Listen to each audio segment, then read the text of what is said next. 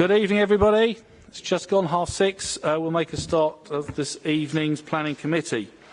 Can I just remind everybody, or advise people, if they're not aware, that this meeting will be webcast for immediate broadcast and for future broadcast too. The webcasting system is linked to the speakers, So can you please make sure if you are down here and you are speaking that you turn on your microphone and speak clearly into it so everybody can hear what is being said and the camera can look at you as well. Can I ask the committee clerk please to go through the public announcement? Council members, officers and members of the public are reminded that the use of mobile electronic devices during all meetings of the Council held in public is permitted for the use of Wi-Fi services only. You are asked to please leave the meeting should you wish to make or receive a telephone call. If the fire alarm goes off, please proceed down the stairs to the reception hall and go out the front entrance to congregate in Queen's Gardens. The members of the committee will now introduce themselves. Thank you. Councillor Paul Scott, Chair of the Planning Committee. Heather Cheeseborough, Director of Planning and Strategic Transport. Councillor Mohammed Ali, Vice Chair Planning Committee. Councillor Yvette Hockley, Sanderstead Ward. Councillor Scott Ross, Shirley South. Councillor Nirashan Sirisena, Fairfield Wards. Councillor Clive Fraser, South Norwood Ward. Jan Slaminski, Principal Planning Officer. Nicola Townsend, North Team Leader, Development Management. Good evening, everybody. Ross Gentry, Strategic Applications Team Leader at Croydon. Felicity Flynn, Councillor for New Addington North. Tony Letts, Member of this committee and Councillor for Selhurst. Councillor Ian Parker, Coulsdon Town. Gareth Streeter, Councillor for Shirley North. Victoria Lower, Committee Clerk. My name is Sean Murphy, I'm the Legal Advisor to the committee. Thank you very much, everybody. Apologies for absence. I'm taking it that Councillor Perry is being substituted by Councillor Hopley and Councillor Parker is substituting for Councillor O'Veary. Yeah, thank you. Minutes of the previous meeting held on the 5th of July. Are those agreed? Yeah, enthusiastically agreed there. Thank you very much, everybody. Disclosures of interest. Are there any disclosures of interest? No.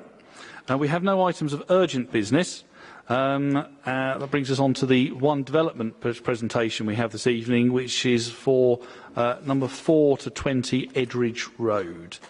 And we have Mr. Robeson and Mr. Covell and Ms. Orchard here to present to us. Between you, you've got a quarter of an hour to tell us about your proposals. Okay, thank you very much.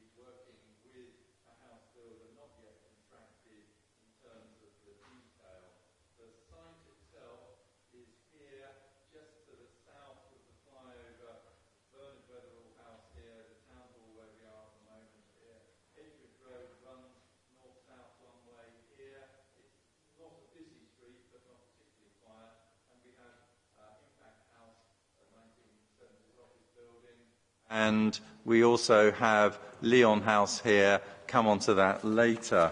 The site was never actually developed in the Croydon office boom, stayed vacant. There was a 2007 residential scheme that was proposed. That was never viable. It was a casualty of the 2008 crash.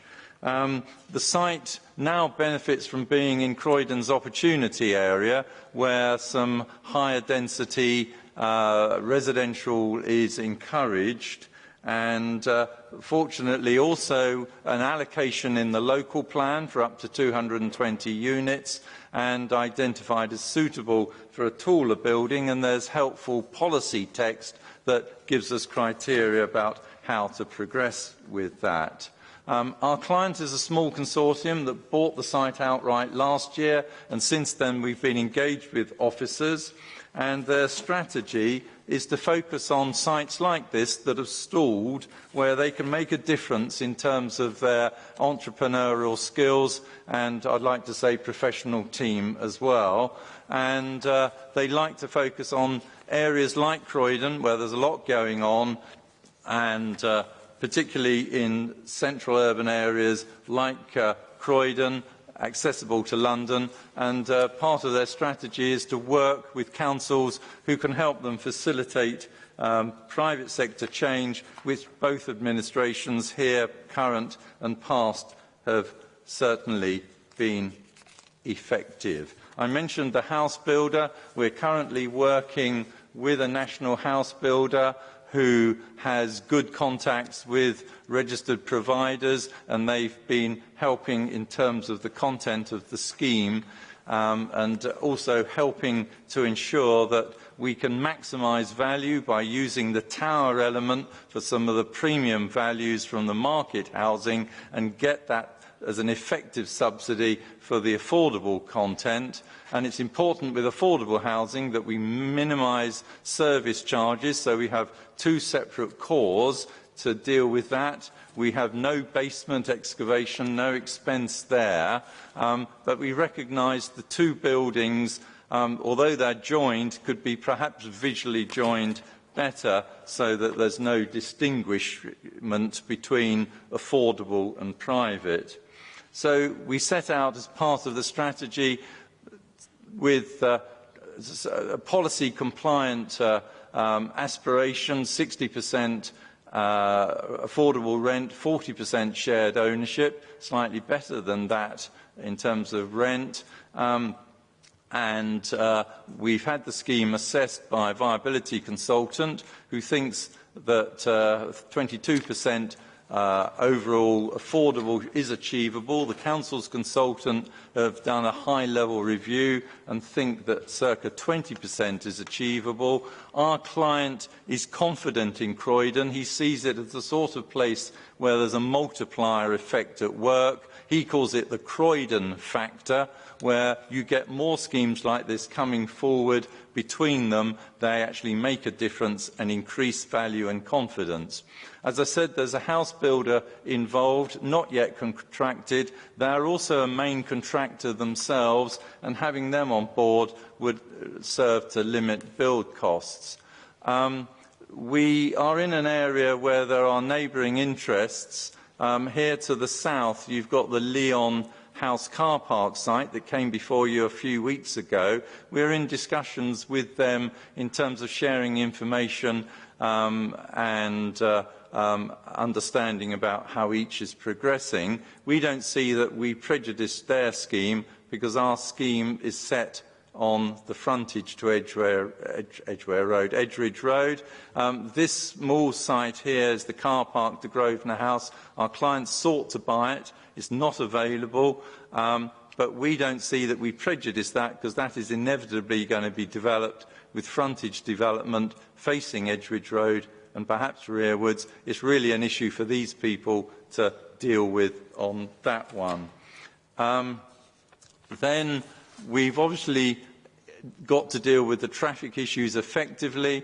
Edgeridge Road runs into the flyover here. If you go to the right, there's a controlled crossing at the Fairfield roundabout here. It takes you to East Croydon Station as a destination, and if you come down the flyover at the side, you get into High Street as a route through here. So although there is an informal, risky crossing here that needs some attention, most of the routes are this way. There are plans in the longer term to look at improved crossing and public realm in this area, and we'd want to be part of that, but it may be that we can address some of the safety issues in the meantime.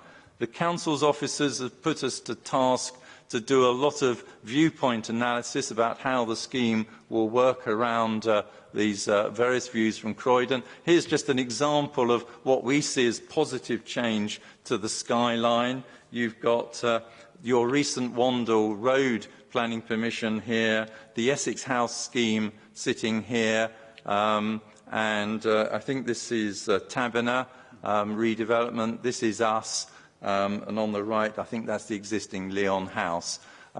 There's lots and lots of visuals like that, but we can't deal with all of them tonight. This is the top end of North End, which is one of these designated views. We just stick out here. You can't quite see it distinctly, but the clock tower to this building is separate from it, and apparently that's important in terms of protecting the heritage. This is the Taberner House redevelopment scheme. And then this is the almshouses on the left here in North End, Grade 1 listed building, and we again sit here away from the almshouses in the distance with the council's clock tower there, and that's Taberner just sticking its head over the almshouses roofs. On High Street, there is another listed building. This is actually the right shot. It's about here, Rencote House. But the point of this slide is that you don't see the lower element from High Street because of the view and the angle. You see the tower in the context of other towers that are either in or just beyond this shot. The issue that the officers have raised is the view from Rectory Grove, particularly from the end of Rectory Grove, where it joins Wadden New Road. This is Wadden New Road and the railway line, and they are concerned at the view from this point, looking towards the Minster, and at that view, you may just see it, just at the top there, you can see between those pinnacles of the tower a building in the background that sits 500 metres or so behind the tower. As you move closer to the tower, 20 metres, that little thing that glimpses up above here disappears. And on the right, we have, that's Wandle Road, that's the Wandle Road permission. And obviously, as you move forward towards the tower, we're totally disappeared, other than there's a little glimpse where we stick out at the side, but officers appear not to be concerned about that. So that's the relationship. It is only that 20 metres, you just see us in the top of the view, and the rest you don't, and we're a long way in the background. So we say, in terms of what the officers say is an important point, that it's transient, limited, background only, and a long way behind. So I'm going to hand over to Adam to run through some of the layout and design issues. Okay, good evening. It's very much about creating a centrepiece for Edridge Road. Edridge Road is a kind of mixed character because you have these taller buildings to the north and to the west. To the south, you have some Victorian houses. There's quite a few distinct characters. What we wanted to do is bring the street together to create a centrepiece. We feel this is very much what the tower form does here. It was all about creating a colonnade at the lower level, so you invite people in. Transparency, openness is very important. Martin touched on the different treatments between the two. We think it's quite important to differentiate them, but also have some similarity. There's a familiar resemblance between them, but they are differentiated because of their different urban forms. To the south, we have these, we call them these tectonic eyelids. They help distract the views away from the building so that it looks away to the east and not directly to the south, so it causes no overlooking or blight to it. To the east and west, you get much more sunlight coming in. I'll go into that in a bit more detail. This section shows, running east-west, how we're conceiving of the tower form. It's very much about a tall, slender, needle-like form that sits on the horizon. It's not about a big, bulky form. We've tried to keep it as slender as possible to have the minimum impacts from North End and the High Street as you come down to it.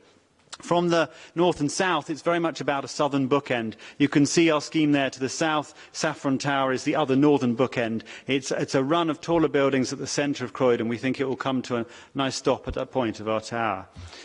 This is a view of the scheme as proposed from the north looking down Edridge Road. Again, you can see these eyelids here distracting the views away from Impact House to have minimum effect on Impact House, but at the same time creating sun traps on the east and west, pulling the light in there.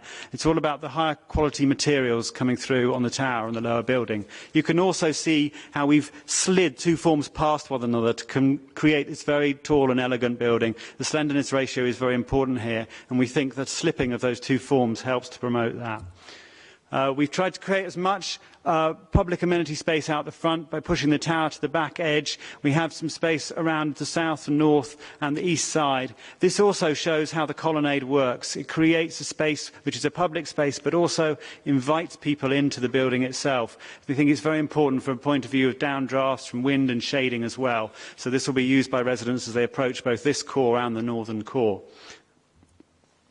Going up to the tower, we have large units. This house builder that we're working with has asked for larger units in each case, so we've gone up a step from the minimum standard, so a two-bed is a two-bed four-person rather than a two-bed three-person, and that's the same for all of the standards. Most are dual aspect. You can see here, wrapping around the larger units on each corner of the tower. You can see how the aspect is east-west here, and north-south is concealed. They controlled the views so that they don't overlook neighbouring properties. On the ground floor, we have a lot of private amenity spaces here. So this is the entrance. You have a residence gym, co-working space here, and another residential lobby for the podium floors. To the rear, a number of cycle racks and disabled parking. The materials, did I flick through too? Yes, I did want to show that one. This is very much about the shared amenity space within the building. This is a roof plan showing you that at first floor we will have this shared amenity space which will have play space on it as well. And the same on the 9th floor, that is an open space there. And again, on the very top of the building with fantastic views will be a roof terrace. That will be shared amongst the residents, those spaces. So every open space we created we can, as shown there. The materials was very important to us. They're very high quality materials. These are Peterson bricks shown here as brick slips, and that will be offset with Teku metal cladding, bronze cladding. You can also see that the facade itself undulates slightly in and out as it goes along the length of it. This is to pick up on the influences in Croydon, some of the mid-century buildings which have this fantastic concrete formwork. We've tried to take on board some of that with this change in the shape of the building as you go across the facade. When you look up at it, you'll see this modulation. It also helps with wind effects as well and shading across the whole scheme. So, yeah, do you want to summarise, Martin? I'd just say this is, sorry, in summary, 6 bullet points that sum up what we've said this evening. There is a fly-through as you go down Rectory Grove. If there's questions about the impact on the Minster, we can show that as part of those questions. Thank you very much.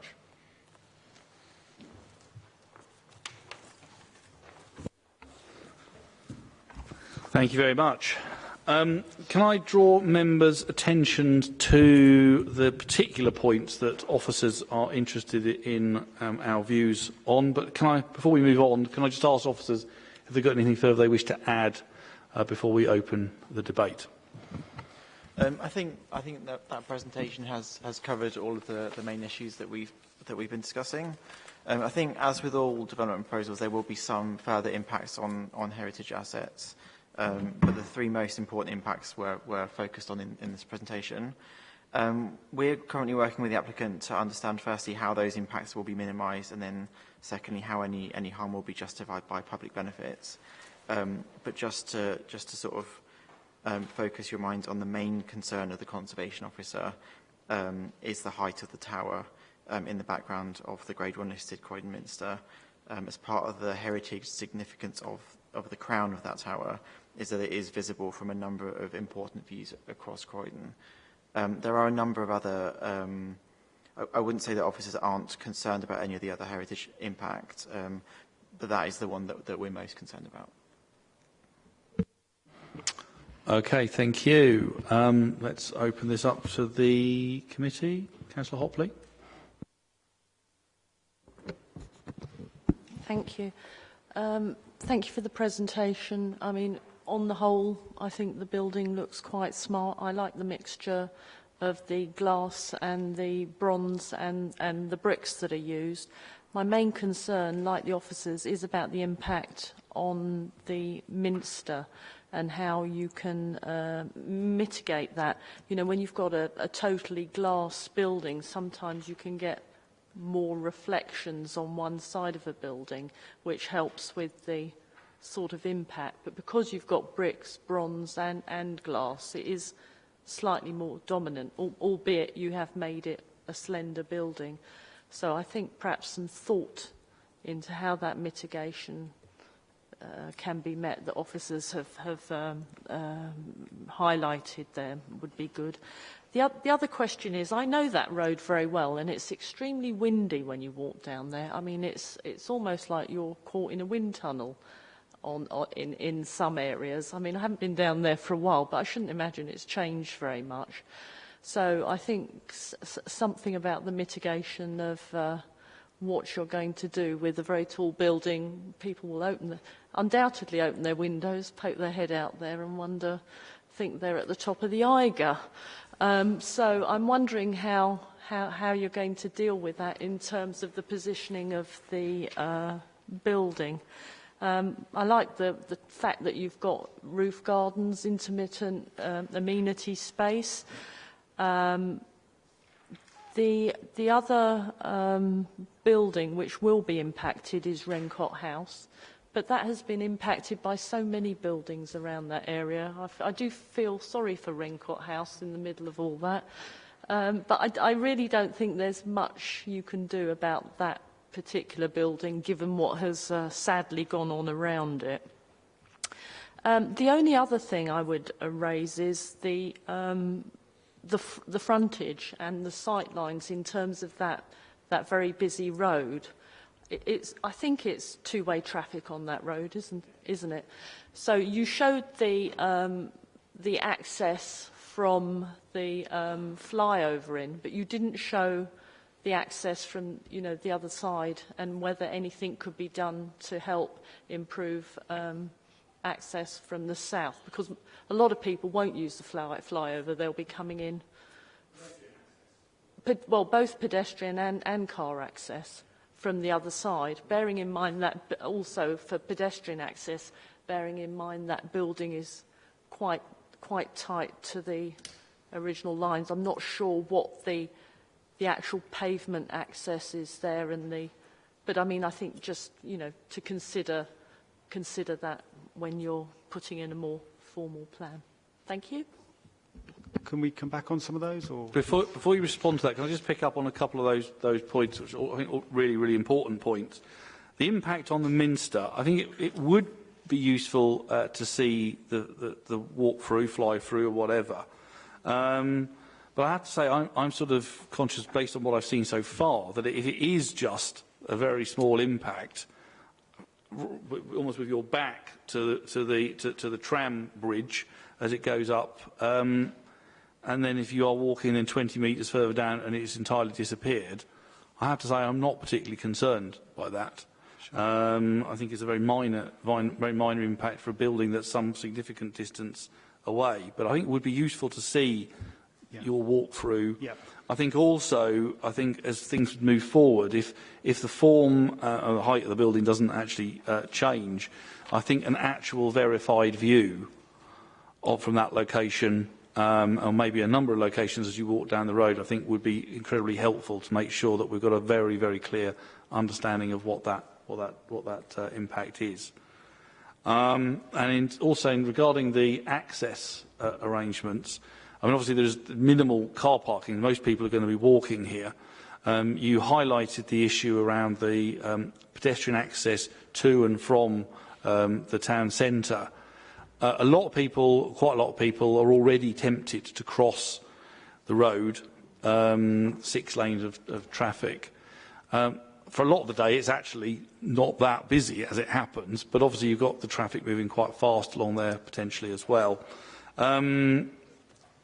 I think it strikes me that actually moving forward with a pedestrian crossing at that point may be linked to the other pedestrian crossings closer to the roundabout, so they're stopping the traffic or allowing the traffic to flow at the same time as the other crossing would be very helpful. And so a contribution towards that as part of this scheme, I think, would be very positive as well. I'll shut up and let you respond to those points, please. get the walkthrough up. Would you help with that a second? I think it'd be quite useful to, before I come back on. You said it was, is it on there? That looks like it. I just can't see the mouse on there, sorry. I'll begin talking about the glass while we're bringing that up. I do take your point about, yes, how visually, how strong it will be as a visual statement, and it's quite a balance. I think with the heritage views, I think we'll see hopefully from the walkthrough, it really is sat so far behind, it's actually hard to get that glimmering thing. If it is all glass, though, it can have also other problems in that shining and reflecting can become, it's hard to say which actually is more visible on a skyline, really, because the bricks can be quite recessive and sit back in the image, and that's the way we designed it with more natural, darker materials. There is quite a lot of glass, but it doesn't go around the edges so that you don't get that changing glass reflection. So we've tried to help with that. We're also trying to help with that with a modulation of the facade to break it up a bit. But I certainly would take on board with our development of it what you're saying. But it's not a very bright building, unlike some buildings within Croydon. It is very much designed to be recessive and sit back from the skyline. If we have a look at this, I'll just run it for you. You're actually at the point where it's disappeared, so you need to go backwards we'll to run the railway line. Let's just see if we can run it. Oh, it was running there. I don't know if... Let me just... No, it doesn't seem to be running. I don't know if we can go non-full screen. There we go. I'm getting it. Let's just... Sorry, bear with me. Let's just go back to the beginning. Okay. And okay, so if I just stop it there, you can see it's already barely visible. I'll run that again just so that we can see that. Sorry, get the mouse pointer just down to there. Right. Go back. There we go. You see it disappears anyway. It's quite tricky to... We'll run it again for you and see if we can... I think actually we could loop it here, hopefully. With a bit of luck, that will run through again. Yeah. Play. Oh, no, it wants me to loop it. Okay. There, just at the very top. It's just behind the pinnacles. And it's gone. Yeah. And you can see the Wandle Road scheme to the right, as consented. I'll run it one more time. So you look at the first frame. I'll try and pause it on the first frame. No, it won't pause. Okay, so I think we get the picture. You get the sense of it. It disappears very, very quickly.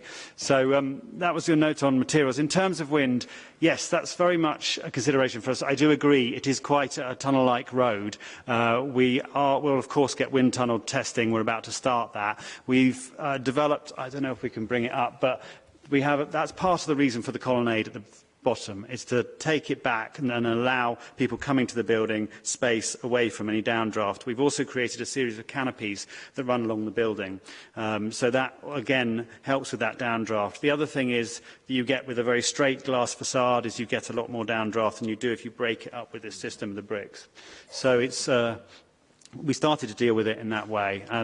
There's a limit to what you can do, I agree. It is the nature of that road, but those are the treatments we're doing to the facade and the colonnade to help with that. So that goes some way to do that. I don't know if the verified views, absolutely. We're going to run the verified views. We've agreed in principle, I think, something like 11 at the moment, Jan, something like that, isn't it, the verified views. So we're going to run those. There are several down, Rectory Grove. So, yes, absolutely take on board your comments there. In terms of access, do you want to talk about that, Martin? Yes, just briefly. In terms of to the north, the crossing of the flyover is clearly totally unsatisfactory, and that was flagged up to us at day one of pre-application discussions with officers. We've raised it with TfL, we've raised it with the Council's transport officers in meetings. There may well be a two-stage process here. One, a temporary solution, whether it's a signal-controlled lights, as the Chair has suggested, linked to the lights at either end of this stretch at Fairfield, or rather crudely, one could put barriers up to stop pedestrian flow there. But the Town Hall has a function in life, and I think people want to have choice of routes, and walking 100 metres to the left or 100 metres to the right is not about creating legibility, which we should be doing. So I think we'd want to go down some kind of linked on-demand pedestrian crossing there, but we are aware there's longer-term proposals that may be part of the Growth Fund initiative to improve crossings in the area between Edridge and Fairfield. I think there's references in the master plan for that area to the east. So we want to work with your officers and TfL to deal with this effectively. We know it's important. And in terms of access to the south, yes, we want to undertake what's called a PERS audit, pedestrian environment study, to understand what's important, what can be improved, because Edridge Road is sort of partly forgotten about, isn't it? It's not something everybody sees every day, and so we need to do that audit to see what we can do to contribute to that environment. Okay, thank you. Councillor Fraser. Thank you, Chair. I may be missing things here, but could you just point out to me where the public open space or public realm is linked to the 9-storey block? Yeah, sure. I hope we can get back to that. Just bear with us again. You might need to help us. Where is that? Is it? I don't know. Hang on a second. It is. Sorry.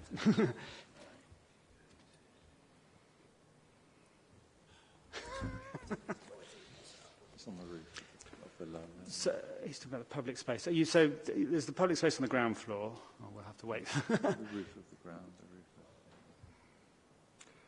Are you asking about the shared amenity space within the building, or are you talking about... No, I'm actually asking, is this scheme creating any public...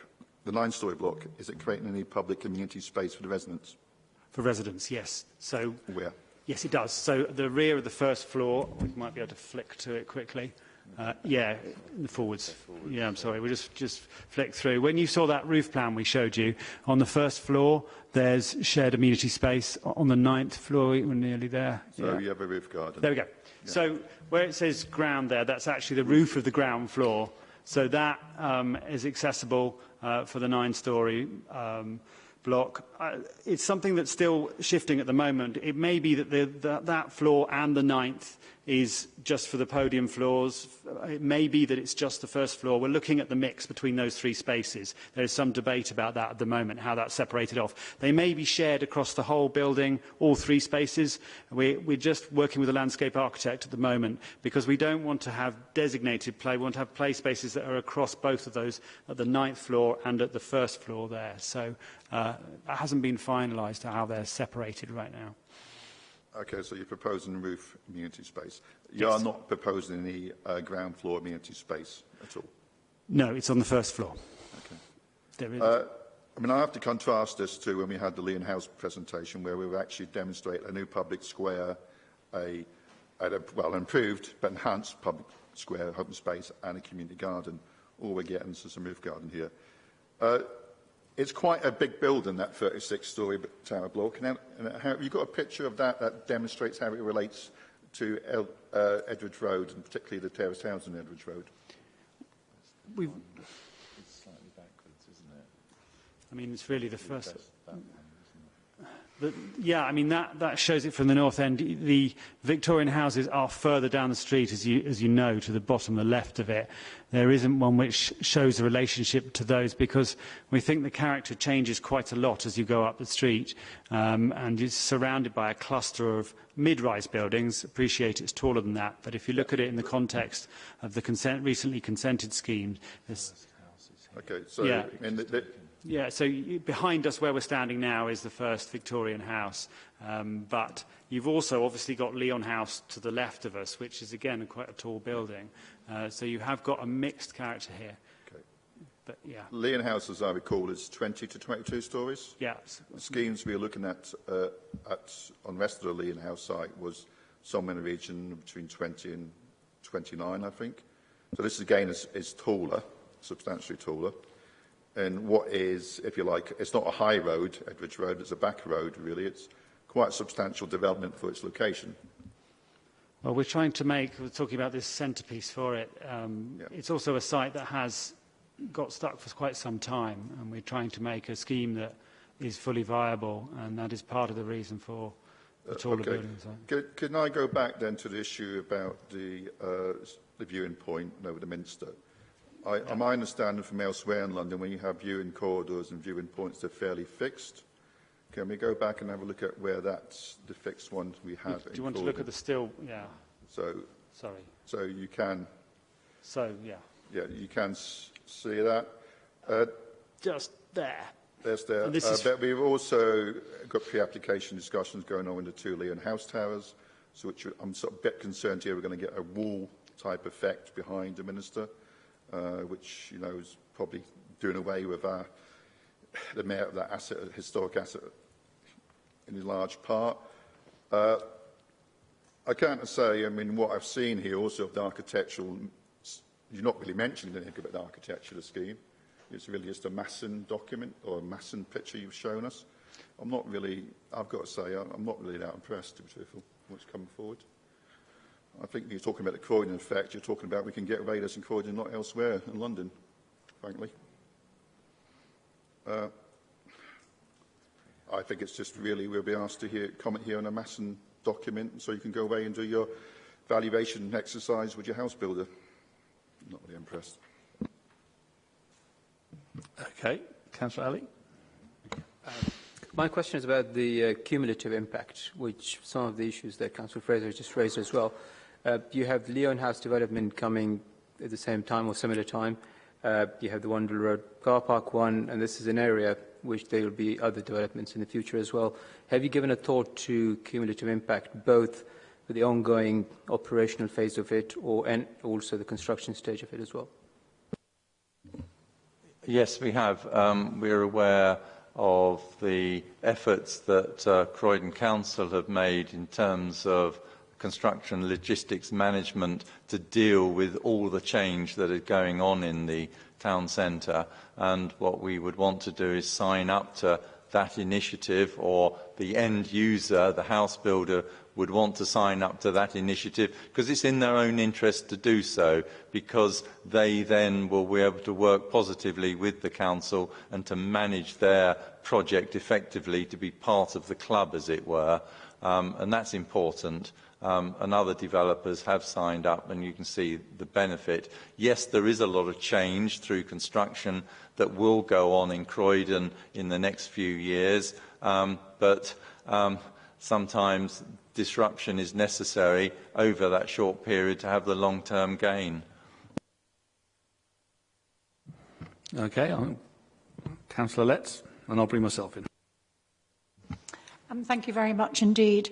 I was a little concerned about the Minster. However, I've been sitting here and listening to what other people have said, and you know, when you think there's been a church on that site since Saxton's time, and in 1068 it was mentioned about the church being there, the six archbishops there, and rather like the City of London, if you walk around the City of London and you want to see a particular church because you want to go and look at something, you'll go there. I think it'll complement the Minster in a strange way, and also perhaps give it a greater congregation as a member of that church. Just comment on that, because when you get close to the Minster, you just see the side edge of the proposed development. The Leon House car park sites will sit, their towers will sit just to the right of this, and be actually, because of the way we are on the ground and going in a particular direction, they will sit more freely to the right-hand side here, in the way that the recently permitted development here does. And I think, and so does our heritage consultant, ex-English Heritage herself, that development that is primarily lost in the background some distance away is not the stuff of substantial harm, and you add that to the very fleeting view from Wadden New Road, essentially, only. We are of a different camp, in a sense, from where officers have come from. Okay, thank you. I have to say, I think personally, in terms of the architectural expression, I like the way that the development is emerging. I think it's important, though, that there is a distinctly Croydon sort of feel about it, and sort of making sure that that works well is going to be really important. I like the idea of actually having the arcade or colonnade, but I'm slightly disappointed at the moment of just how expressed that actually is, because it's pretty shallow. It breaks halfway along as the two forms step one away from the other. So I think actually if we're going to have a colonnade there, it would be much better if it's actually celebrated more, maybe slightly less gym, or the cycle parking pushed back a bit, or whatever, to actually create a more meaningful space out there that actually does add to sort of the public realm in a positive way, rather than being sort of a slightly large porch. It actually becomes, I think, more Turin and places like that, with the sort of big colonnades that they have there, which work fantastically. I think that would be very positive. I think it's interesting you haven't gone for a sort of podium and tower sort of approach, and I think that is the right approach to take on this site. Actually, you've got this difficult situation in terms of the car park next door. And you've put these, I think you called tectonic eyelids. I'd drop those straight away. Frankly, I don't think you need to worry about that. If somebody builds on that site, that's their problem. They will actually have to look probably front and back anyway. And if they do need to put obscure glazing or whatever in the side there, if they do build on that site, then fair enough. But it would be better, I think, to have glazing where you've got those tectonic eyelids, and actually just look out a short distance, maybe in the long term, rather than having these bays. I'm never convinced these bays really work. There's a few sort of cathedrals and things in which similar sort of things have actually been done quite well. But other than that, in someone's house, the fact that you've got a bay window and then the main part of it, the front part of it, is solid, and you've got these little sort of slot windows out the side, just put windows in there. Really, I think that would work much, much better. It would be much better expression in terms of how the building looks as well.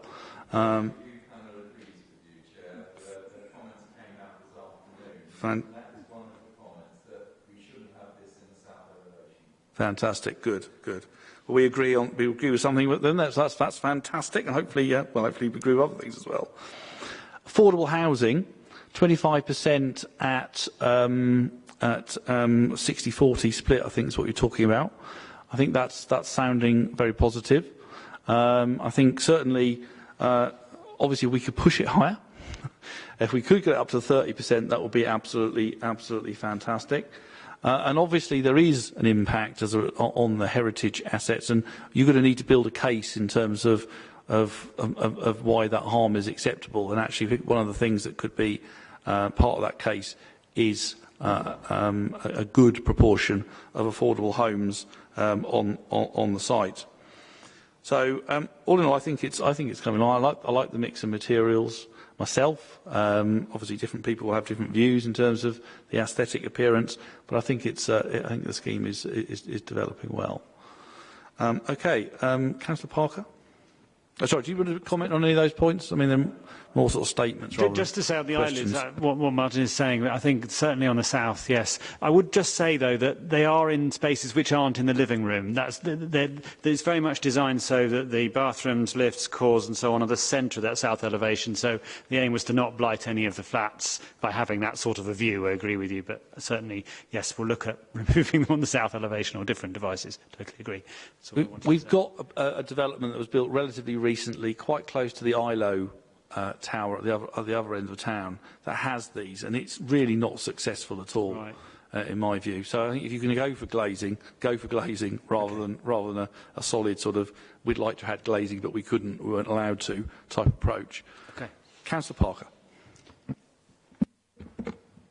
As a car driver, if I was to purchase one of these units, I'd be thinking, where will I park my car? There's a lot of residents going to be parking in this developments, and unless I've missed something, how many car parking spaces will there be in the Undercroft?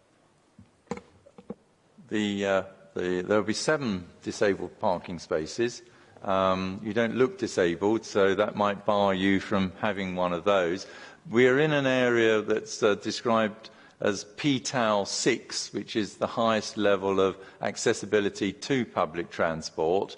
Policy, whether one likes it or not, directs us towards car-free development to encourage society to use public transport. And part of sites like this, which are accessible to public transport, are encouraged to have higher density. And one of the results of higher density, there's obviously less space for car parking. But at the end of the day, society has a choice. Society has a choice as to whether to live in a more suburban location where policy may encourage one or more parking spaces for each unit, or to live in a city dwelling situation where society likes the ability to walk to facilities a few hundred metres away, which you've got here.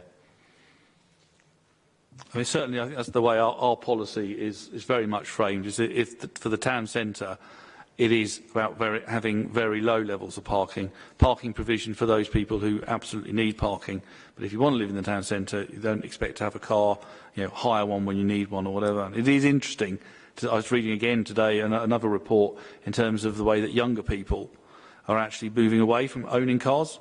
And actually far fewer younger people up to the age, I think the figure was something like, it used to be about a decade ago, that by the age of 30, 80% of people could drive. And now it's not until they reach 40 that the same proportion of people can actually drive. There's a sort of definite shift away from the sort of focus on the car. And I guess this type of development would probably be more appropriate for people with that kind of mindset. All right, Councillor Parker, you want to come back? You didn't want to come back? That's fine. Fine. Okay. Anybody else wishing to comment?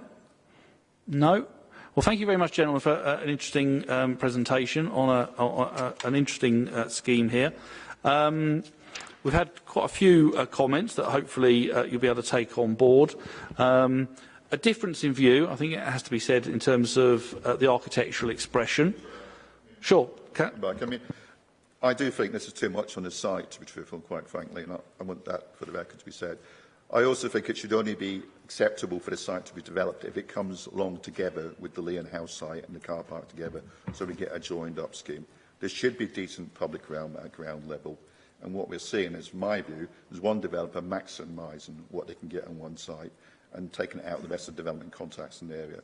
And I think there's a danger of setting a precedence by allowing that to take place. I think we should give a clear direction to officers about bringing the sites together and making sure there's adequate public space across all of the sites there. I think it's certainly benefit in doing that, but of course it should be borne in mind that there's another site in between this site and the Leon House site that isn't available as part of for development at this stage. And so actually what we do want to also make sure we do is we see developments coming forward that aren't being held up by one part of the development isn't going to go ahead until the other one is available, and they both stop each other from happening.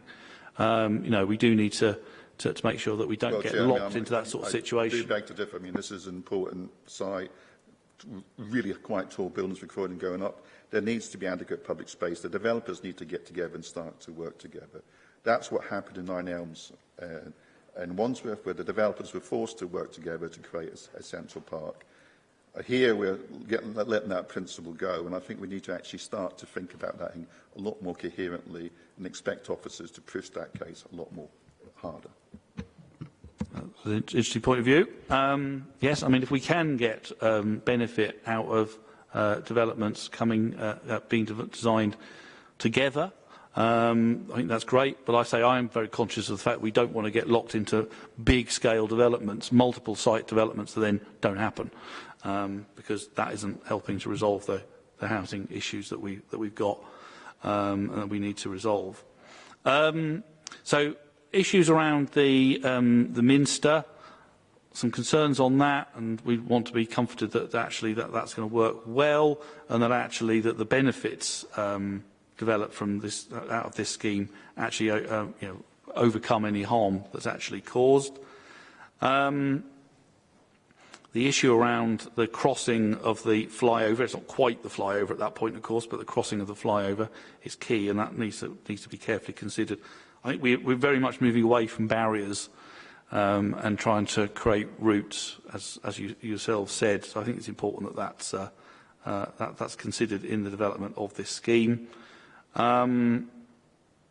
And parking, noted around the point of a limited amount of parking on the site, which is policy compliant. Affordable, we would not be doing our job if we weren't calling for a push to maximise the amount of affordable housing delivery on the site. The tectonic eyelids, I don't think anybody supported those yet, so please bear that in mind. But okay, some things to take away from you, some important considerations there. But thank you very much for the presentation. We look forward to seeing the scheme as it develops. Okay, thank you very much. Thank you. Okay then, we now move on to the two items before us for decision. And the first of those we'll take is item 6.2, number 53, Selcroft Road. Chair, you may have noticed we've been having some technical issues. Could you just give us a couple of moments just to see if we can get the presentations to work properly? Okay, do we want to take a break for 5 minutes to allow you to do that? So 5 minutes break, we'll reconvene at past, okay?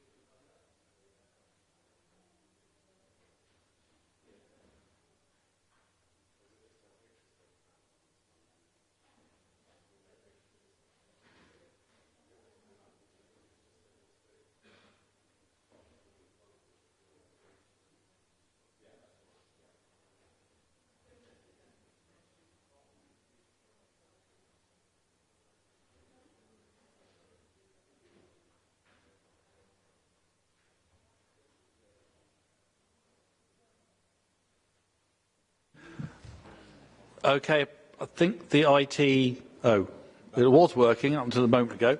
We're going to go ahead anyway. We don't want to... Let's not drag the meeting out any longer. So, item 6.2, presenting officer is Ross. When you're ready, please, Ross. Lovely. Thank you very much, Chair. Good evening again, everybody. This scheme before us, the first scheme for determination this evening, is at 53 Selcroft Road in Purley.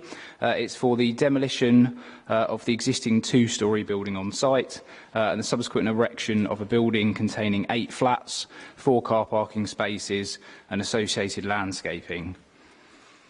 So this first slide just gives you an aerial context of the site. Obviously, number 53 is outlined in red. So, sorry, I can't see the map. There we go. So I'll look up here. So effectively, yeah, there's the outline in red. So it's really just worth pointing out to members there is obviously the surrounding context. You can see it's generally large detached dwellings set in generous landscape plots.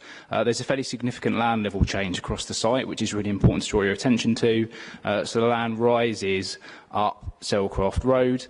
This is Purley Hill, and this is Oakwood Avenue down to the south. And you can see there's a bungalow here at number 51. As you'll see from your committee papers, this scheme came before committee not that many cycles ago from the same developer, and permission was granted for a very similar scheme, which you'll see later on at that adjoining property. And now we're just moved into the back garden, looking at the opposite direction. So obviously this is the rear of number 53. It's worth just pointing out on this slide, you can see here there's this existing garage structure right up to the boundary in close proximity to the flank of the adjoining occupier there. It's just worth drawing your attention to that in particular. And then just a few photos around the site. So this is our application site, number 53 in the top left. Again, you can see it there on the right, on the top right. And we're in the back gardens here, looking down towards number 55, and there's that garage element, and then looking the other way up towards the property at number 51. This is where there's that permission that was granted a couple of cycles ago here. So the scheme itself then, as I say, it's for 8 flats. All the units would meet the technical standards, and they would all either have private amenity space or share the 138 square metres of communal garden, which is located, as you can see, up here. We have provision for 4 car parking spaces for the 8 flats. As you'll see, the report officers are of the view that there is sufficient on-street capacity to accommodate the additional space requirements. You can see there's external bin stores and a route through up to the rear and cycle stores located there. You'll see from the papers there is 2 3-bedroom units provided, so a good quantum of family accommodation. There's a good separation to both of the adjoining properties on either side, with the building set in approximately 1 metre on either side. And it's also worth just pointing out that the scheme works with both the consented scheme at the adjoining property and the bungalow as it sits there today. And in terms of the building itself, you'll see that this is that consented scheme at that adjoining property, and the way that the building steps back to respect that frontage and then tie into the frontage of number 55. So that's the overall scheme. Just in terms of its front elevation then, there are light wells proposed, and it's obviously worth pointing out that you wouldn't ever actually see this elevation because it's set back from the road, the land level changes and the soft landscaping, but it's important that members see it in terms of consideration of the application. The way the light wells work is that there are larger light wells to the rear, and that's where the more habitable accommodation tends to be is located in those 2 lower ground floor flats, and then the bedroom accommodation is to the frontage. But even the frontage light wells are generous enough to provide suitable daylight to those occupiers. So that's the front elevation. Just in terms of the full range of elevations. So in effect, how it would be seen on the bottom left, you can see it's very traditional in its design. It's been very much designed like a house with traditional materials, roof tiling, rendering and brickwork with detailing around the windows. In terms of either flank elevations, all first floor windows would be obscurely glazed to avoid any impact on adjoining occupiers, and full hard and soft landscaping is proposed to be secured by condition were permission granted this evening. And the final slide I will leave you is this visual of the scheme. So the site you're determining tonight is this one, and this was the consented scheme at the adjoining property. It's worth pointing out to members that our local plan actually supports, in principle, three-storey developments in this kind of location. So it's worth making members aware that it's very much in context of that local plan requirement. Being 2 storeys with roof space, accommodation and a basement, it is designed to look like a 2-storey house. Officers of the view, it's very much in keeping with the character, and it's entirely consistent with that property next door that's already been consented. So to conclude, Chair, officers of the view, it's a well-considered scheme that we fully support, and the recommendation is to grant permission. Thank you. Okay, thank you. Questions for clarification? I've got one. We've had a number of issues raised with certainly some members of the committee, possibly all, regarding the parking provision, the on-street parking provision. And the report advises us that there is a substantial amount of on-street parking available in the immediate area, and that that parking could be on both sides of the road, and obviously there are a number of junctions and things in the area, but that parking can be provided safely, and that there, as I say, there is a substantial amount available. Is that a correct understanding of the situation? And also have the sort of the testing of that provision been carried out satisfactorily to officers' satisfaction in terms of the methodology being used? Yes, thank you very much for that, Chair. You're right, that's a really important consideration and one that needs to be interrogated thoroughly. You may note from the addendum paper that was sent round to all of you, this exact point was clarified.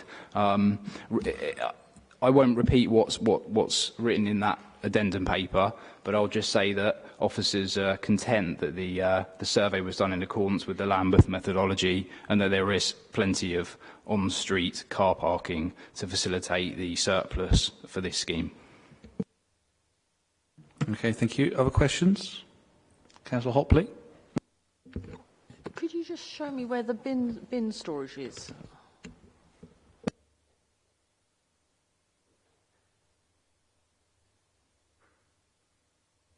Can you see the mouse there, the pointer? It's in that position, Councillor Hopley. So have you got, because you know we're having this new bin system installed, and everyone's got to have hundreds of bins now.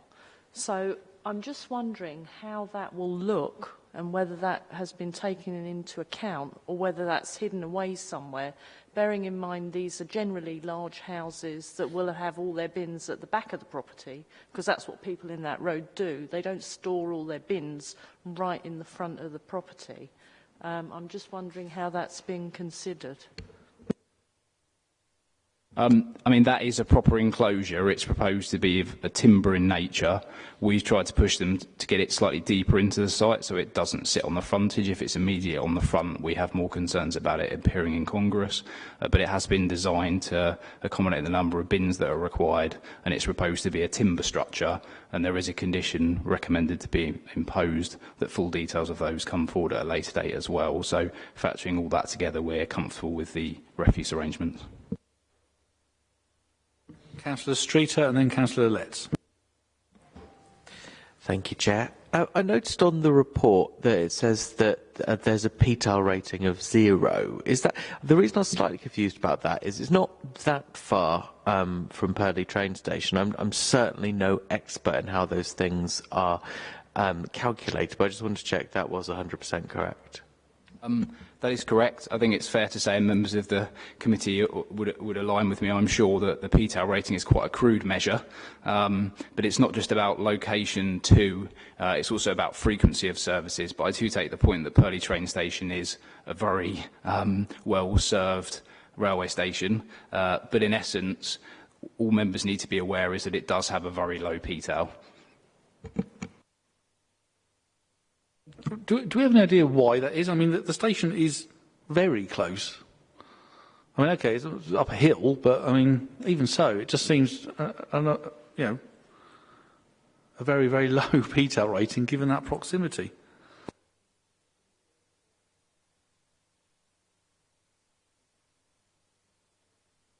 I mean, if members want, I can double check on the system, but in essence, what's in front of you is demonstrating a worst case scenario of a PTAL 0. So officers are saying to you that it's got a low public transport accessibility level, and the level of parking is prerequisite on the PTAL, which is why we're saying in the report that actually, based on census data, there's a demand of more than 4 spaces, and therefore there will be a need for additional space on the street, and that's why the survey has been done to show that there is capacity there, and officers are of the view that there is the capacity there. Okay, thank you. Councillor Letts. Thank you very much, Chair. I was going to ask a question with regards to where the bins were placed, but that's already been covered. Could you point out where the cycles are going to be kept?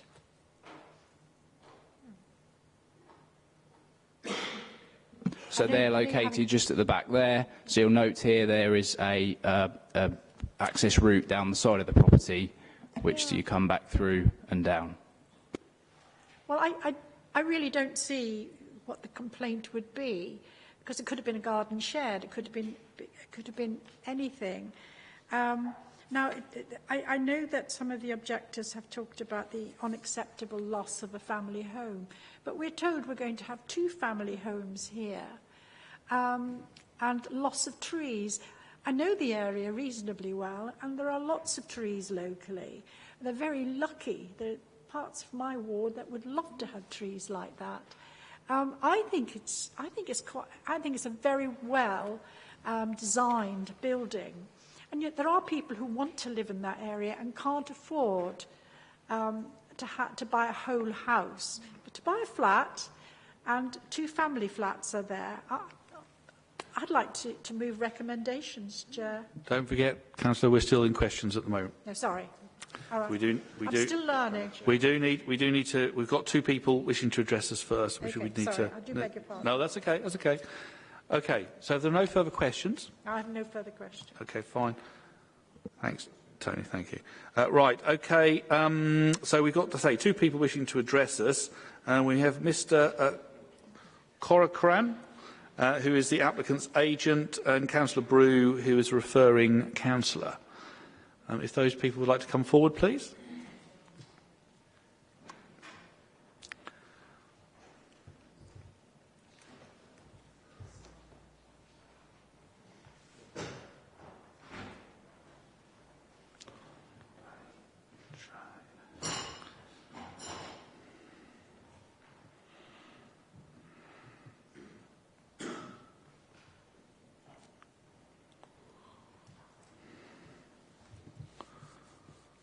Okay, Mr. Corcoran, first you've got up to 3 minutes to tell us about your application, and apologies for the pronunciation, if that's totally wrong. When you're ready, please. Thank you, Chair.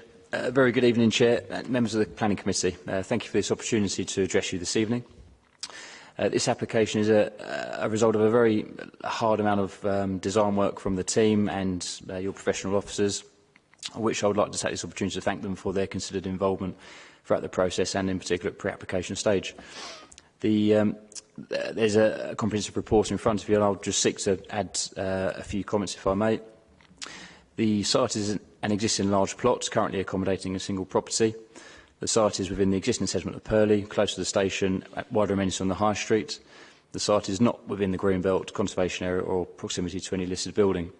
A quick point on the PTAL discussion.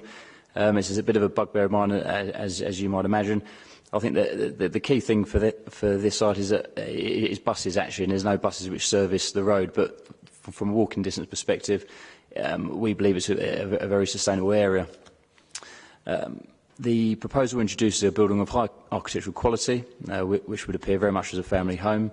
And in our opinion, the principle of residential uses at the site is considered acceptable.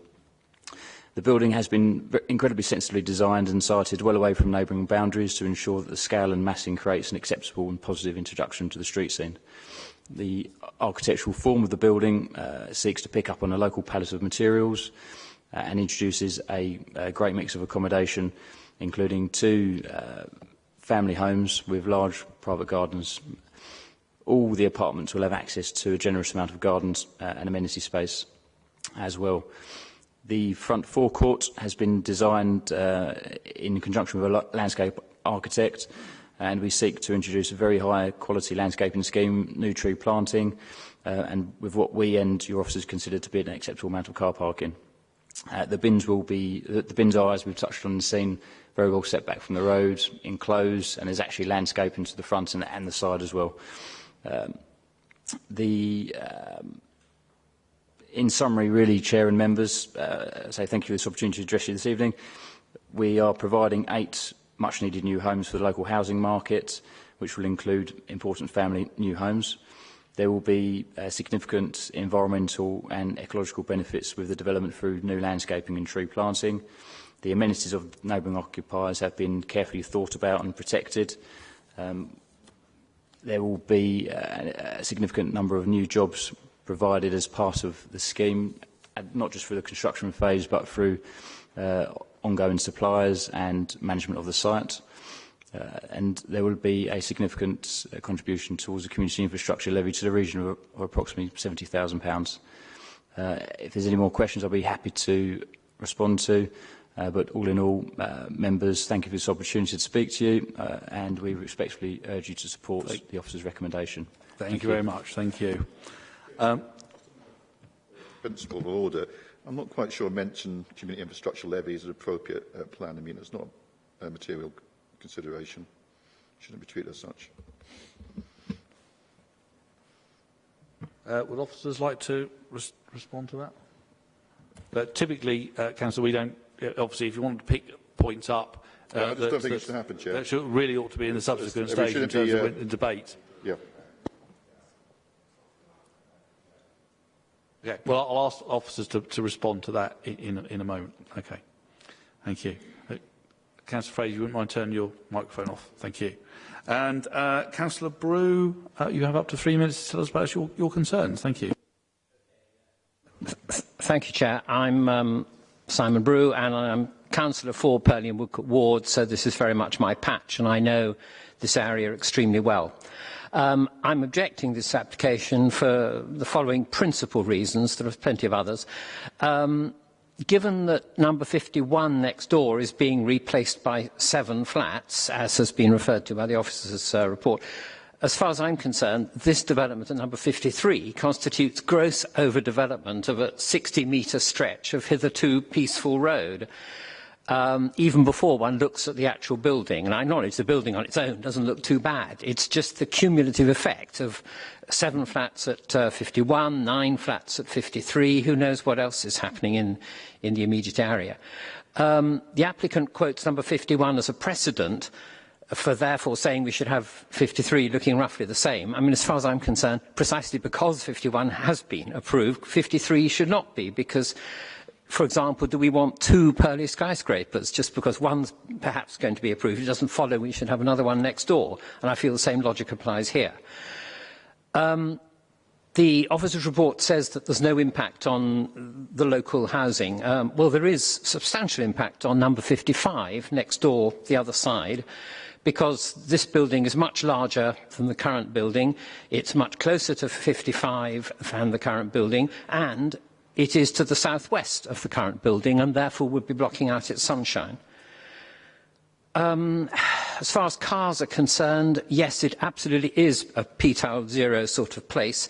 It doesn't look very far on the map, but that doesn't take account of the extremely severe hills. I reckon it would take 15 to 20 minutes to walk to the station and 20 to 25 to walk back because of the hill.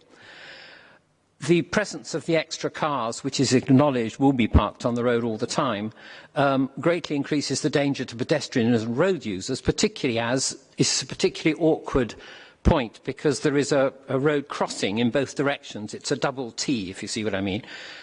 just in the immediate area. So if residents are going to park anywhere close to this house, they're going to increase the danger to both pedestrians and other road users at this junction. The splay to the drive-in, in my view, is too small to enable a car even to reverse into the left-hand bottom car space. If you look at the plan, you'll see what I mean. There's 3 on the left and 1 on the right, and the bottom left of the 3, I reckon you'd have to drive in forwards, reverse in, and then try and get out again. But it's such an awkward angle, I don't think that space is actually usable.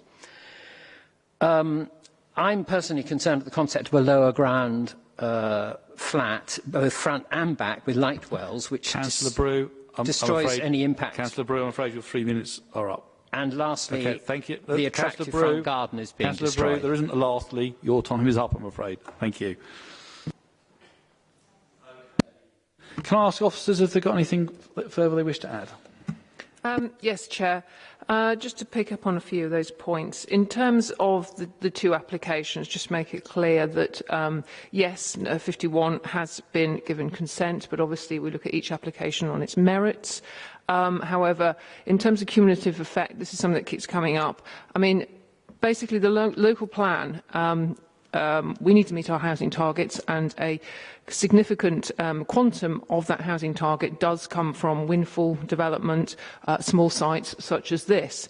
And when the plan was written, it was considered about the sort of cumulative impact of that development going forward. And there is an infrastructure delivery plan, and there is other work around the provision of infrastructure to allow that development to come forward over the lifetime of the plan. So officers are very satisfied that the cumulative impact of development, such as at 51, and if you consider this one to go forward, would be acceptable and would be accommodated within the overall approach of the plan. So officers are comfortable it is not overdevelopment. Just picking up on the highway issues, highway officers and transport officers have looked at that, and they're very satisfied with the proposals, both in terms of the internal parking arrangements, and they're satisfied with the visibility and displays. They're also satisfied that even if there are some overspill parking on the roads, that it would not be a danger, and that it is quite acceptable to have some additional on-street parking on the roads. I think.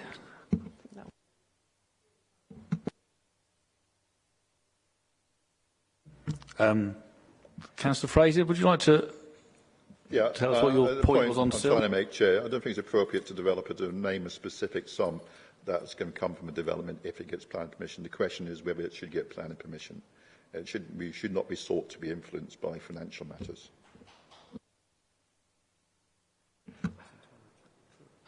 Financial it's a slight grey area. You're correct in many ways, Councillor Fraser. The financial considerations potentially could play into it, but SIL is payable on some developments, this one included, and I think members could park that if they feel need to in the consideration of the application. I think there are a lot of other matters that members should be considering in this application to do with meeting the housing target first and how it meets policy within the local plan. I think that's what members who are quite experienced around the committee will be thinking of, and wouldn't necessarily be swayed by the fact that some element of SIL payment will be paid, and that is to deal, as you know, with infrastructure that is required through the addition of additional housing in the borough. Okay, thank you. Okay, fine, right. We will set that issue to one side. Okay, then, if I open this to the committee, Councillor Streeter, Councillor Letts. Thank you very much, Chair. I have struggled quite a lot with this application, both in the reading of the paperwork and tonight. And I think my biggest stumbling block has been around the issue of parking, although it's not my only concern. I did appreciate the subsequent paper that was sent through, but because it was sent through quite late this afternoon, after, of course, I was already way into my preparation, I couldn't rely on the Lambeth formula for assessing the parking, so I had to do my own Gareth Streeter methodology of assessing what the parking implications may be, and I'm afraid it was not as optimistic as the Lambeth methodology was. Just looking at some of the rough arithmetic of it, and perhaps those with a more mathematical mind could scrutinise the truth of what I say, but I estimate that this development could prove home to 31 people.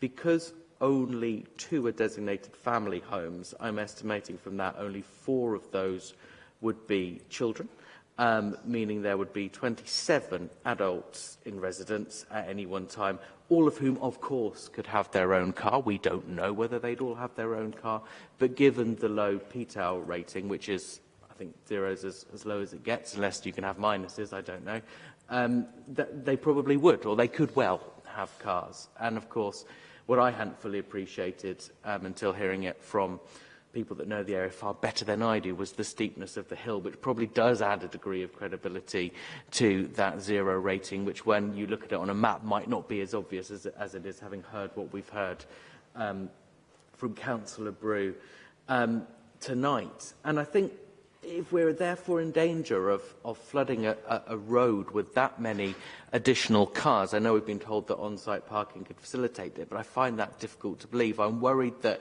if this application goes through, we'll stop calling it Selcroft Road and start calling it Selcroft Car Park. And I think that that would be a huge change of the character of the area.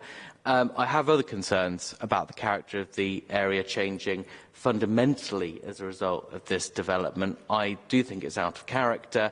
I also believe it's an overdevelopment, and it's on those 2 points that I'd like to move refusal. Sorry, it's because out of character. Could you just explain just in what way do you think it's out of character? Just for clarity. Yes, of course. So I think that I'm conscious that there has been a subsequent, a previous approval to change family homes at 51 into flats. But I think that although the design isn't a terrible design by any means, the character of that street is not one that is suited to a greater number of flats of that nature, and of course the parking as well, which I appreciate is not a strict character issue, but will have a huge impact on residents. Would officers like to comment on the point about character and what the meaning of character is in the planning context? Yes, Chair. This is something that has been discussed at length at other previous planning committees.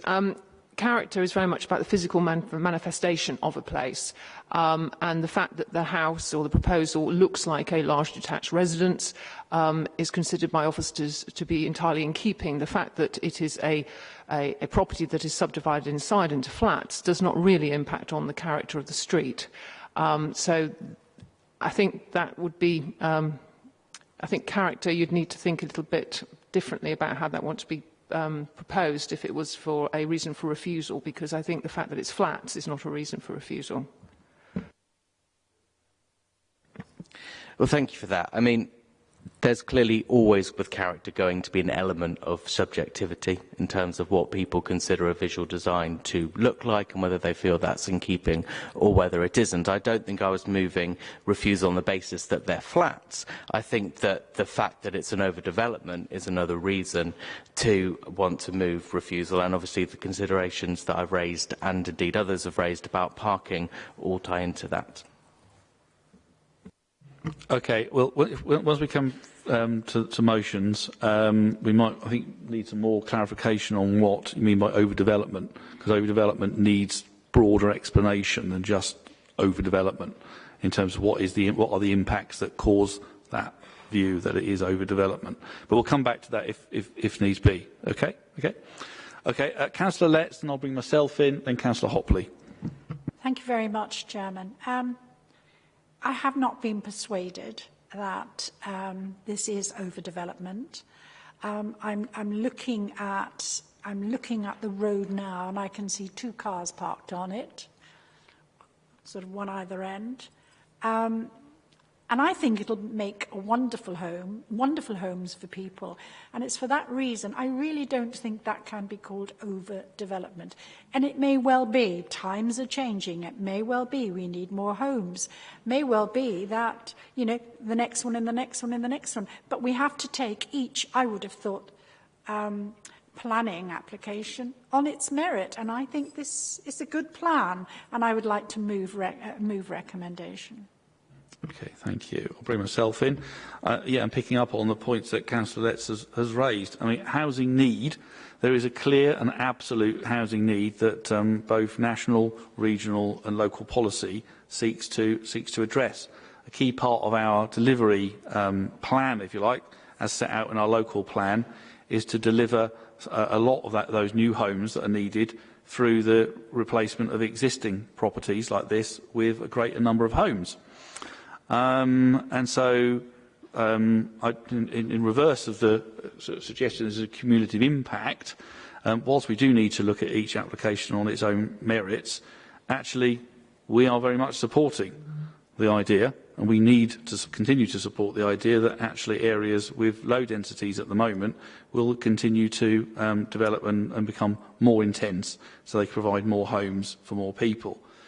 The roads around here are wide, they're lightly parked at the moment. There is a significant amount of parking available in the immediate area, and on the unlikely circumstance that all 27 residents using the streeter method, and be careful about using your own methodologies on these things, I would suggest, but even if we use that, there's still plenty of parking spaces available. And if people park on both sides of the road, well, they're readily able to do that at the moment. So I have no concerns over that. And most areas of the borough have parking on road, and most areas of the borough have parking on both sides of the road as well. As long as people don't illegally park at the junctions, if they do park near the junctions, they are parked legally, then the road should remain perfectly safe and usable. The impact on the neighbours, I think, will be minimal. I was disappointed to read that somebody, at least one person, felt it appropriate to say reasons for refusing this application might be that possibly people living in the flats might smoke in the garden and cause pollution to the next door neighbours, or indeed that because there would be flats here, there would be increased criminality in the area. I mean, frankly, you know, those kind of statements, on one level, they shouldn't really even be in the report, because those kind of things are just nonsense. This will make a perfectly good home for a number of families of different sizes. It's well designed, it will fit in well, and I'm happy to second the motion for approval. Thank you. Councillor Hopley. Thank you. I do have concerns with the impact on the character of the road, and I do believe that it is an overdevelopment. Now, if that was one building over 2 plots of land with the flats, it would be seen more in keeping with what is actually happening in that road. Because you've got one block of flats up against another block of flats effectively, you're getting a cumulative overdevelopment in that road in one specific area. And that is compounded actually by what the gentleman said there, which is you have a forecourt at the front of the house. They're words that he actually used. Well, nobody in that road has a forecourt in front of their house. And, you know, it's not right that when you're designing the building, because it is overdeveloped, you've got this forecourt area in front of the properties. I mean, that's compounded by the fact that all the refuse is kept at the front of the property, albeit in some form of wooden structure. But that is having an impact on the frontage of properties in Selcroft Road. I mean, the cars are parked at an angle on the front there because you can't get the vehicles in. The vehicles that would have been on the road can't get into the back of the property or into garages. Most of those houses have garages where vehicles are stored, and that is going to change the whole look of that actual road. So I am seconding refusal. just one other point. We've had 56 people object to this. You know, a lot of people residents are not happy. They're not happy about what is actually happening with the demolition of family properties for flats. And then when you get the actual application coming forward, it's built right to the boundaries of the property, and it does look quite dominant. The only positive aspect is it does look like a house, but the houses themselves need a lot more land around them. So I'm not happy about that aspect of it. In its own grounds, yes. In a compact area next to another compact area, undoubtedly, which will be followed by yet another compact area, that is having a detrimental impact on the street scene. So I am seconding refusal.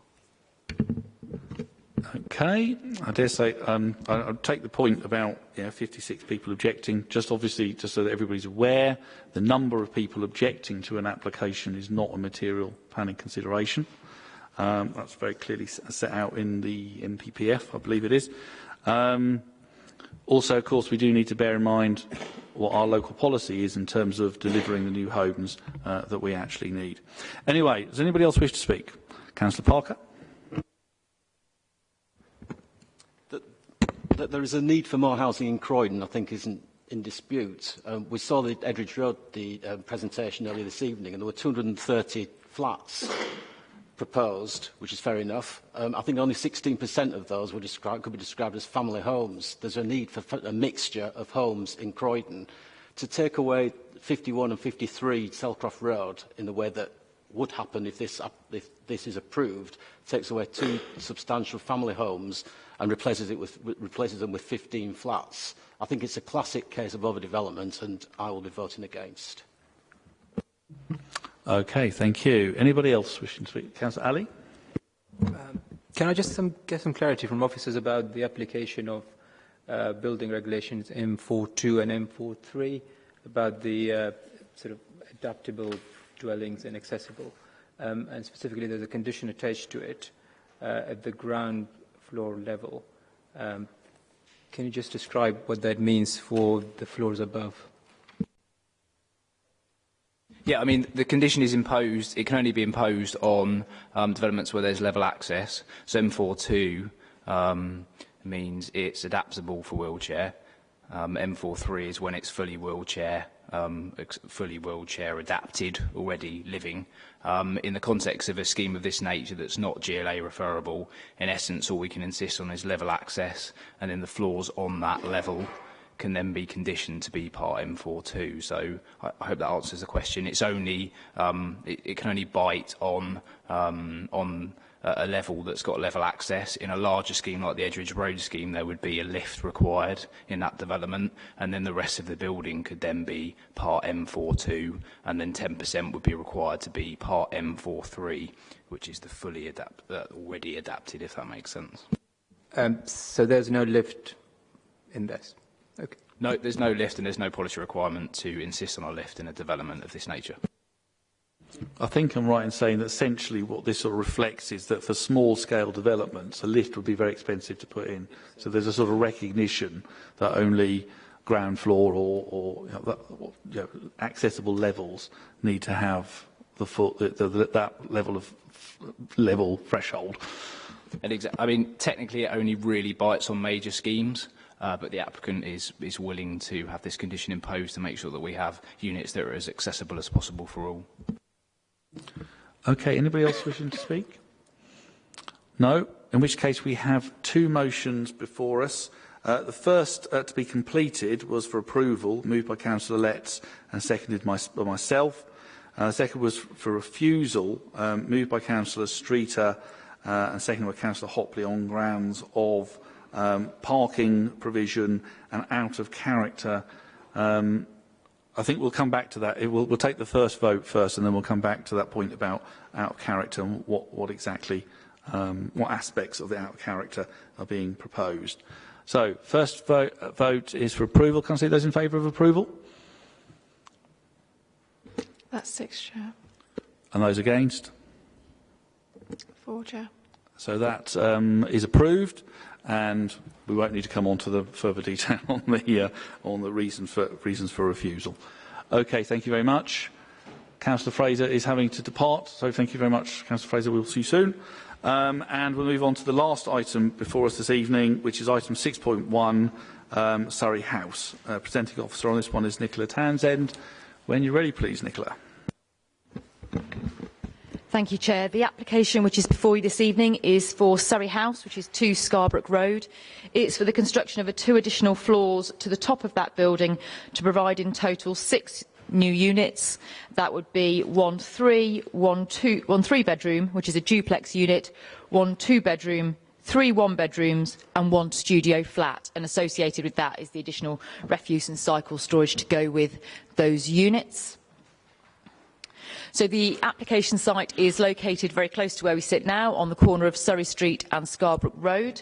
You can see its location just there. Immediately adjacent to the site is the Exchange, which is a block of flats, and immediately along Surrey Street is 5 to 9 Surrey Street, which has currently got retail at the ground floor with some community uses above. So here we have a photograph of the existing building. As you can see, it has a public house on the ground floor, and the upper floors are now in use as residential accommodation. As you can see, there is an existing top floor which is set back. It's proposed that that top floor would be retained with an additional 2 floors on top of that, which would all then be reclad together. Just giving you a little bit more context, so here you can see the view looking of the application site on your left, and in the distance you can see the buildings as they progress down Surrey Street.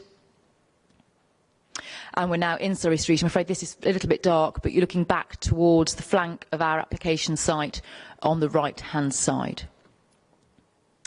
So I think it's important to draw your attention to the planning history for this site. Back in 2015, there was actually an appeal decision for a development on this site, which proposed, again, the provision of 2 additional floors.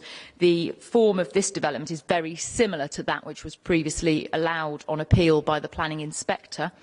And the only difference we have here is previously 4 flats were proposed within the footprint of the extensions.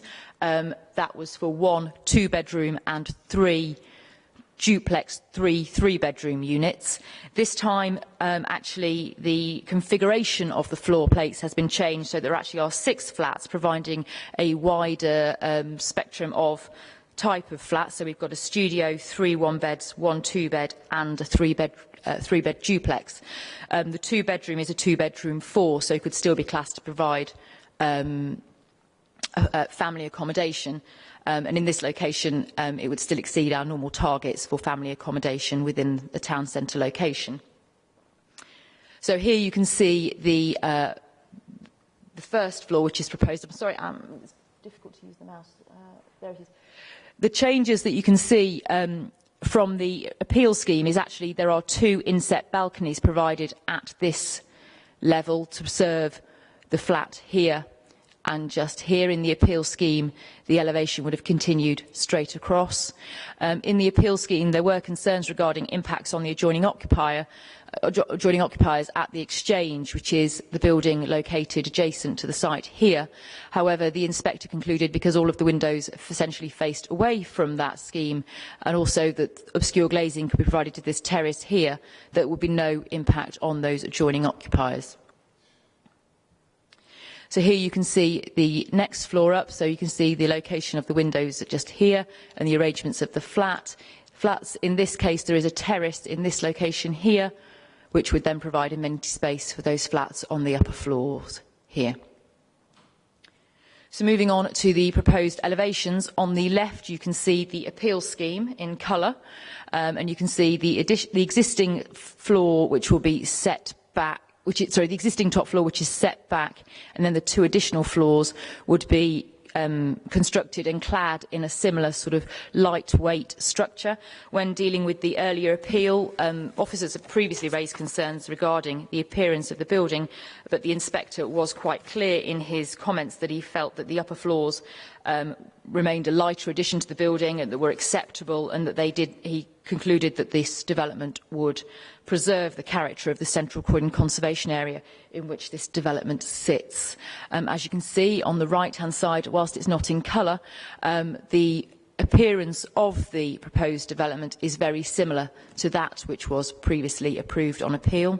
Planning appeals are obviously a significant material consideration in the determination of planning applications. This development, whilst it proposes a reconfiguration of the flats, is very similar, and the recommendation is for approval. Okay, thank you. Any questions or clarification? Councillor Roche.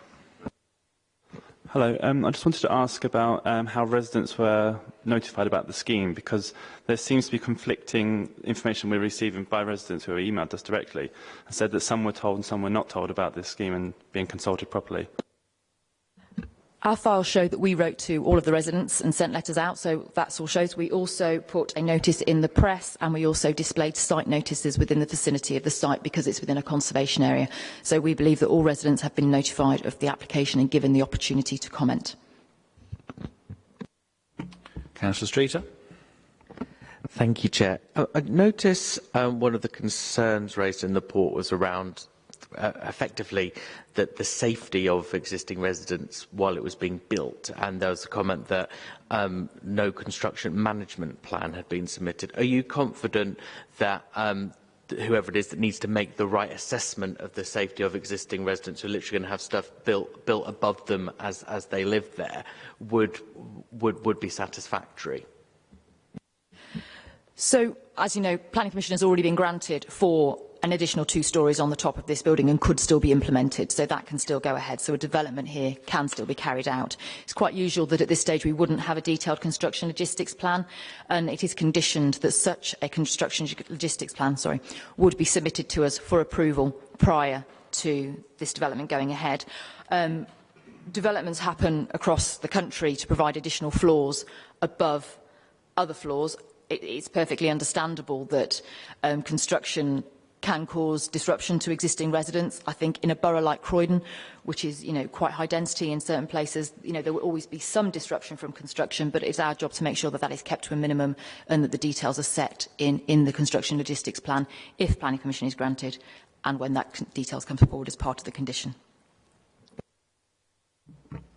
One from me, just to ask, so in terms of impact on the amenity of neighbouring properties, this scheme will have no, am I right in thinking this scheme will have no greater impact than what's already been consented and could be built tomorrow? That's absolutely correct, yes. Okay, thank you. Councillor Hopley. I was just going to ask a question about the cladding in view of, various things that have gone on with buildings in Croydon already. And remind me, is it going to be chocolate brown? Is it going to that proposal on the right? Is it that colour on the left, or are they going to clad it in a different colour? So it looks very heavy. So at the moment, the ground floor has a brick band anyway. So the details, the proposal is for the upper floors. My understanding is they're proposing something similar to what was submitted before. However, we do have a materials condition requiring submission of materials. Obviously, in terms of fire safety, which I think is your first point, that would be a matter for building control, but obviously as planners we're very aware of it, and we continue to liaise with our colleagues in building control over details of submission of materials conditions. So are you saying you have some control over the colour of the building? Because it looks a bit, it could be improved. I think if you look at the building now, you can see the lower floors are really proposed to stay as they are. So it is an existing brick building. I think maybe that elevation isn't showing. It's the upper floors where it's going to be highly glazed. Yeah, I mean, colour is subjective, and as planners we need to look at design. But yes, we can have some control over design and colour, and we will consider the detail of all of the materials in terms of their appearance, their quality, how they're weather, and it can be colour when they're submitted as part of a discharge of condition application. Just to be absolutely clear, what exists at the moment, that we see in the photograph there, isn't going to change below the parapet level? No, it's the existing setback top floor that you can just see peeking out at the top of that photograph, and then what would be erected above it. Okay, thank you very much. There are no further questions. We have two people wishing to address us. We have Przemysław Vegilek and Mr. Curry, who, if they could make their way down, please.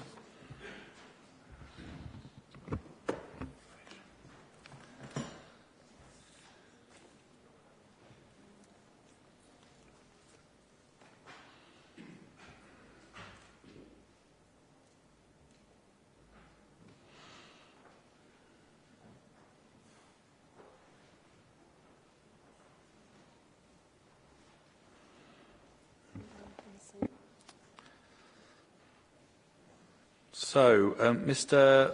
Vegilek, first, is an objector. You've got 3 minutes to tell us about your concerns. Thank you. Thank you, Chair. Councillors, I'm representing here 60 people, leaseholders and residents of Surrey House. And we are objecting to this application on the following grounds. First of all, freeholder has never engaged with us on any level. We've tried to reach out to freeholder, agent, architect, to find out anything about it. They've just ignored us completely. You never responded to us at all. Now, we've never been presented with any construction management plan, how it's going to affect lives of us. You're talking families, you're talking kids. I've got 2 kids myself. How is it going to affect us in terms of accessibility to lift, building work, living in building site might not be that fantastic. Probably it's not. Now, previous plans, they had virtual structure. Now they've got balconies. If they are, will they be affecting blocking light out for people who are on the 5th floor and they have the existing terraces? I think they were inset, which probably is all right. We've never seen anything about plans, so we don't know. Now, the previous plans, there was only 5 flats. Now it's 10. It doesn't seem to us that it's great for families. It looks like it's more for profit, nothing else than that. Now, there's no consideration, at least of what we know for existing infrastructure. The building has been converted, but we've got very old lifts, we've got very old shutter to the garage, for example. Now, having more flats, having more residents, doesn't have more of usage. We have to bear the cost of that, because the developer has never actually renewed that. We were sold new built flats, but the infrastructure in the building is old, 15, 20 years old. Now, apart from that, we've suffered greatly from inadequate soundproofing, which was signed off, and we're trying to investigate that. But we don't know anything about potential soundproofing between the existing flats on 5th floor and the new flats. And Councillor, we're looking up to you, actually. You are the only people who can help us. You are between us and those developers who ignored us completely. And they don't want to engage with us. And if you don't help us, then we're going to be there on building site, living for God knows how long, and they're going to do whatever they want to do with us. So it's up to you.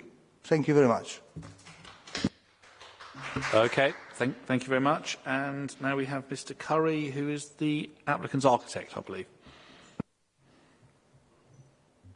That's right, yes, I'm the architect. If I can deal with 1 or 2 issues that have just been raised, of fact, there are no balconies.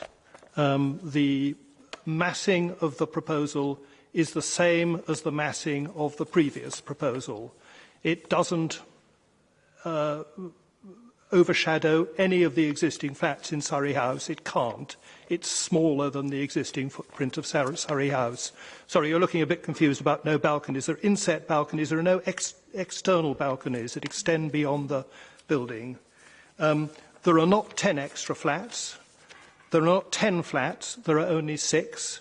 And their area is marginally less than the total area of the previous 4 flats. The intended occupation goes down from 19 persons to 15 persons. If anything, it's a less dense development than the previous development.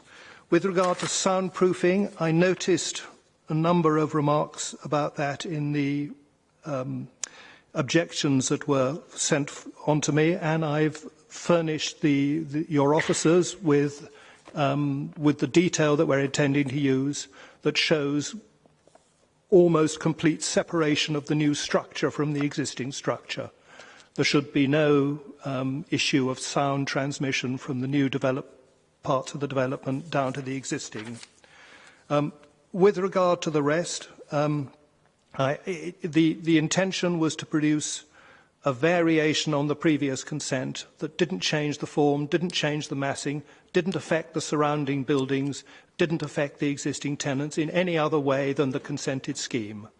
And that, I hope, is what we've got. With regard to the business of actually building the scheme, of course there is going to be some effect on the residents, if only from the fact that there's going to be a scaffold up and there will presumably be some plant and some temporary accommodation down at street level in one or two of the car parking spaces. We've been in preliminary contact with your highways people on that already. But we wouldn't normally expect at this stage to produce a management plan for the building process. It's never been a condition of a planning permission prior to permission, in my experience. We're quite happy and think it completely reasonable if the borough wants some reassurance on the way that the site is going to be managed and the precautions that we put in place during the works. That's not a problem, and I understand it's likely to be a condition if we get planning permission. We're happy to live with it. I think that's all I have to say. Okay, thank you very much. Thank you. Okay, do officers have anything further they wish to add? Thank you, Chair. Just to pick up on a few points. Whilst there's been apparently a lack of communication by the freeholder with tenants, that may well be regrettable, but it is not a material consideration in planning terms. To pick up the issue about the construction management plan, that would indeed be a condition that would be required. Just to give reassurance, there's obviously a huge amount of construction that's being undertaken in Croydon Town Centre at the moment. Considerable time and effort and additional officers have been brought in to deal with that, to ensure that there is a good coordination of development and the whole town centre doesn't grind to a halt. But in particular, we will consider the points that have been brought up, and officers are aware particularly of Surrey House and the sort of issues that have been raised by residents, and they will give the construction and management plan particular scrutiny to ensure that minimisation of impact on residents. Just to pick up, issues about old infrastructure within the block, that isn't either a issue which is a material planning consideration. And, critically, this was an appeal decision at the end of the day. The inspector thought that it would preserve the conservation area and that he was happy with the proposals. These new proposals are very limited in terms of the changes proposed. It's literally, an internal subdivision, effectively, providing an additional two smaller flats. So it's an internal rearrangement, and that the balconies are effectively, as the architect said, inset. So it's bear in mind that we are very much hands are tied by the original inspector's decision. So please do bear that in mind. Thank you. Okay, thank you. I'll speak first on this one. I absolutely, obviously, hear what the objectors are saying, but I think we need to, as Heather has just explained, really, need to look at this in terms of of material planning issues. We have actually are requiring as one of the conditions a construction management plan, which will help mitigate the impact. There is very limited impact by the actual scheme itself in terms of on the immediate building, from a planning perspective, and we hope that that the tenants, existing occupiers, are able to sort of develop a better relationship with the building managers. But those matters are not for us to consider and base our decision upon. I think what we do need to take into account here is the fact that there's an existing consent for almost exactly the same scheme This new proposal will have no greater impact on the immediate area, on the neighbours whatsoever. And so I can't really see any reason why this could be reasonably refused. And so I don't think we have any alternative really than to support the officer's recommendation, and so I move approval. Councillor Flynn. I've just got a question about the soundproofing issue. I know that the architect said that he presented some evidence to officers that sounds, that there won't be much noise pollution for the lower floors. Are the officers satisfied that it won't be a factor for the current residents? Thank you. Very good point. Sorry, I forgot to pick that up in my summing up. That's a building regulations issue, so it's not for consideration by planning committee. But modern building regulations are very strict in terms of sound separation between flats in particular. Right, does anybody else wish to speak? Councillor Roche. Thank you. Sorry, thank you very much, Chair. I just wanted to say that I do think that this scheme is quite, sensible for the area that it's being developed. It has high transport links, and it's appropriate to extend the number of flats that are in that building, and they have transport links to be able to get around easily without having to worry about parking issues and things like that. I did have issues initially about privacy, but it was addressed by the architect, so I thank you for that. So I would second the motion for approval. Thank you very much. Okay, thank you. Councillor Parker? Whatever the committee decides this evening, I've heard what's been said about the lack of consultation between the agent or the applicants with the residents. Is there any way we can get a message through to them that that is not actually acceptable if it's factually correct? Well, the architect's here. I think you've made your views very clear on that, and I said in my summing up that it's not a material consideration, but it's highly regrettable. I don't think there's... Well, I'm certain that perhaps we as officers could pick this up. We do know the developer, and we could raise the issue with them, but it's not a material planning consideration. But yes, I can certainly feed that back from planning committee and say that it's not been well received. Unfortunately, though, we can't use the planning system to punish people for actions and behaviour that we don't accept. Unfortunately, on one level. Okay, if nobody else wishes to speak, Councillor Ali. Just to address the objections raised by the objector, I mean, I was concerned about the issues raised, and I think with the officer's confirmation about the construction management plan and how robust it will be, I'm hoping that they will address those issues. There was one line about electric vehicle charge point that it can be conditioned into it. Can we make it like it will be? Yes, indeed. Electric charging points are very, very important in terms of our move to sustainable transport, and we will, yes. Yes, one of the historic accidents of this scheme is that it's got, relatively speaking, so much parking. For instance, 7 spaces for 6 flats, which we would never normally allow for development in this sort of area, but because they're already there, they exist. But making sure they're at least greener by having charging points is important. Okay then, nobody else indicating, so we've got one motion complete, which was for approval, moved by myself and seconded by Councillor Roche. Can I see those in favour? Unanimous, Chair. Okay, so that is approved. Thank you very much, and that brings the meeting to a close. Thank you.